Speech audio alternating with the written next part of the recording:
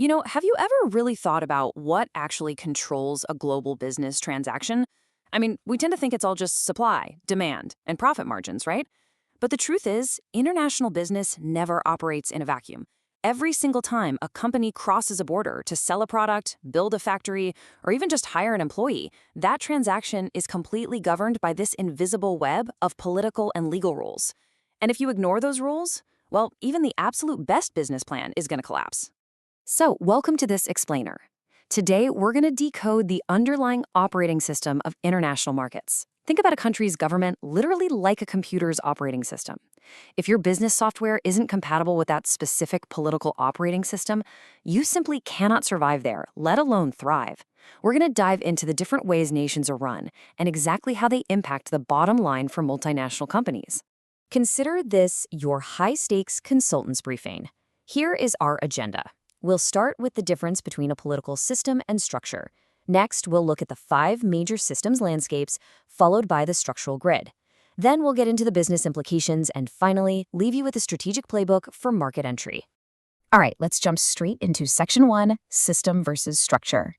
Before a company can even try to navigate a foreign market, they absolutely have to understand the core difference between who holds the power in a country and how that power is actually organized on a day-to-day basis.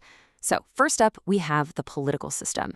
This essentially answers one massive question: who governs? It dictates how leaders are selected, how power is obtained, and fundamentally how much freedom citizens, and by extension, businesses are allowed to have. It's kind of like the overarching philosophy of power for that nation. Now, it's crucial to contrast that political system with the government structure. While the system is all about who holds the power, the structure is about how that power is organized. Is it highly centralized in a capital city, or is it totally decentralized out across various states? Actually, scratch any assumptions you might have here, because a country could be a democracy, but highly centralized with this massive national bureaucracy. Or it could be authoritarian, but incredibly efficient at a local administrative level. You literally have to decode both to succeed. Moving right along, let's hit Section 2, the systems landscape. We're going to explore the 5 major political operating systems that a multinational company is likely to run into. System number 1 is the democratic system. In these setups, leaders are chosen through elections, and there is a really strong emphasis on the rule of law and institutions. For a foreign investor, democracies typically offer a great baseline of transparency. You generally have independent courts, freedom of speech, and predictable regulatory processes. You know for sure that if you sign a contract, there's an actual legal framework there to enforce it. But we have to look at the balance here.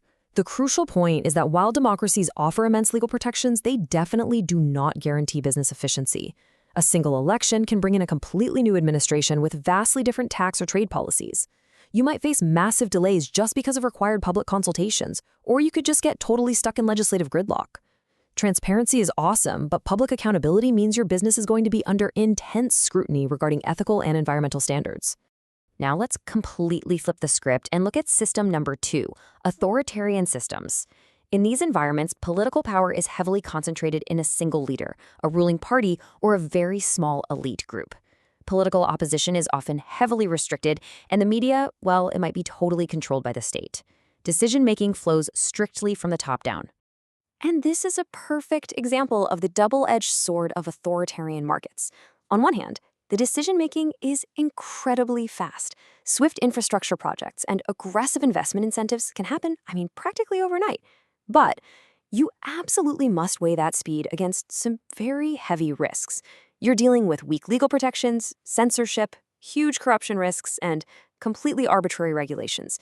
If you lose favor with a single government official, or if the political leadership suddenly shifts, your contracts might just evaporate into thin air. Moving on to system number 3, monarchies. And here, you really need to distinguish between constitutional and absolute monarchies. A constitutional monarchy often operates a lot like a parliamentary democracy.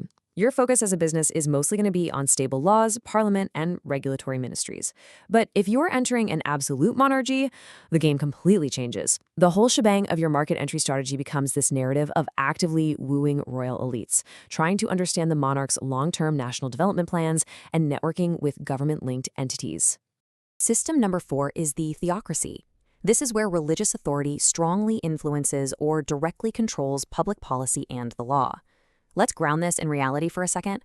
Imagine you're a multinational food company expanding into a theocratic market. You can't just ship your standard product over there. You have to secure strict halal or kosher certifications. Your advertising campaigns must completely respect local moral standards. And even your financing arrangements have to comply with religious laws. A misstep here doesn't just mean a fine. You're looking at severe consumer backlash and massive reputational damage. Finally, system number 5, the military government. This happens when the armed forces control the state, usually following some sort of major crisis. For a business, this is a highly volatile environment. You're looking at rapid, unpredictable changes, sudden curfews, overnight shifts in trade laws, severe restrictions on civil liberties, and the constant looming threat of international sanctions. Plus, let's be real, simply operating there presents a massive reputational challenge for any global brand. Okay, section 3, the structural grid. Now that we know who is holding the power, let's shift our focus to how that power is practically organized on the ground. So, countries generally organize authority geographically in 2 primary ways. First, in a unitary system, authority is totally centralized at the national level.